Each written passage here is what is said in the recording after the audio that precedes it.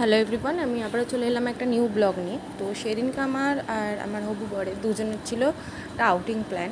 তো সেদিন আমি কাজ ছুটির পর বেরিয়ে পড়লাম। আমরা গেছিলাম সিনেমা দেখতে। তো কী সিনেমা সেটা তোমাদেরকে আমি দেখাচ্ছি, এই যে যোদ্ধা। তো আমি দাঁড়িয়ে দাঁড়িয়ে ওখানে ওয়েট করছিলাম, সে এখনও আসেনি বলে, তখনও এসে পৌঁছায়নি। তারপর উনিবাবু এলেন, সব সময় লেট করে, অল টাইম লেট। তারপর এটা ছিল মুভির ফার্স্ট সিন, তো সেই জন্যই আমি ক্যাপচার করেছিলাম। তো মুভিটা আমার অতটাও ভালো লাগেনি, আবার অতটাও খারাপ লাগেনি, মানে মোটামুটি লেগেছিলো মুভিটা, খুব একটাও খারাপ লাগেনি। তো মুভির গল্পটা কিন্তু খুব একটা খারাপ ছিল না। এটা ছিল মুভির মানে ফার্স্ট ব্ল্যাকের ইয়েটা, ছবিটা ছিল। তো তারপরে আমরা মুভি টুভি দেখে চলে গেলাম আমরা খেতে, আমাদের বেহালা পান্না রেস্টুরেন্টে আমরা খেতে গেলাম। তখনও পর্যন্ত কেউ সেরকম আসেনি, জাস্ট দুটো টেবিল বুক ছিল। তো তারপরে আমরা অর্ডার করেছিলাম ওখানে বিরিয়ানি, মাটন বিরিয়ানি অর্ডার করেছিলাম, আরও স্পেশাল মাটন বিরিয়ানি। তো খাবার আসেনি বলে তখন আমরা বসে বসে ফটোশ্যুট করছিলাম।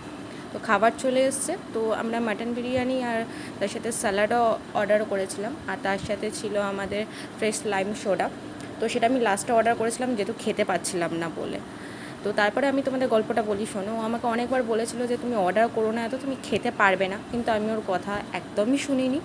সেই অর্ডার করলাম, কিন্তু আলটিমেটলি আমি খেতেই পারলাম না। এই দেখো আমার প্লেট অবস্থা। ও অনেকবার বারণ করছিলো কিন্তু শুনিনি। তারপর ওকে আমি সাজছিলাম যে আমারটা খেয়ে নাও না, একটু খেয়ে নাও। তো তো কিছুতেই রাজি হচ্ছিলো না। ও বলছিলো যে না, আমি অর্ডার, তোমাকে আমি বারণ করেছিলাম, তুমি শুনলে না কেন? তো তারপরে লাস্টে ও বললো যে আমি খেতে পারি, কিন্তু একটা শর্ত আছে খাবার জন্য। তো আমি বললাম যে ঠিক আছে, কী শর্ত শুনি।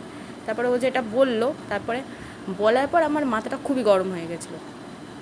তারপর যাই হোক, খাওয়া দাওয়া হয়ে গেল। খাওয়া দাওয়ার হয়ে পর তারপরে আমি বাড়ি চলে এলাম। ও আমাকে বাড়ি ছেড়ে তারপরে ও নিজেও চলে গেল। তো আজকের মতন ব্লগটা এই পর্যন্ত। টাটা, ভালো লাগলে